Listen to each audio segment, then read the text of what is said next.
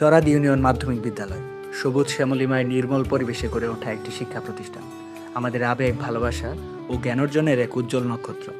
জনাব কাশেম আলী তালুকদার ও আমির আলী তালুকদারের অক্লান্ত প্রচেষ্টা, গ্রামবাসীর সহযোগিতায় বিদ্যালয়টি 1969 সালে প্রতিষ্ঠিত হয়।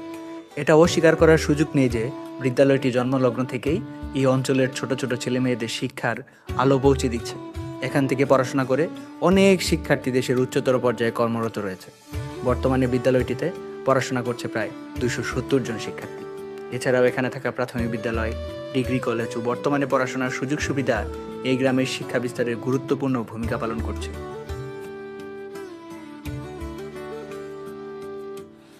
শিক্ষার্থীরা বড় হওয়ার স্বপ্ন দেখছে। এই ছোট ছোট কোমলমতি শিক্ষার্থীরা একদিন আলোকিত মানুষ হবে, গড়ে তুলবে একটি সুন্দর সমাজ, এমন প্রত্যাশা এই গ্রামবাসীর। প্রত্যন্ত অঞ্চলের গ্রামীণ আবহে বড় হয় এখানকার মানুষ। শিক্ষা, পেশা আমার এই ছোট্ট ভিডিওতে বলে শেষ করা যাবে না। সময় হলে ঘুরে আসতে পারেন বরিশাল শহর থেকে অদূরে অবস্থিত বাকেরগঞ্জ উপজেলার চরাদ ইউনিয়নের রানীরহাট বাজারে। আশা করি ভালো লাগবে।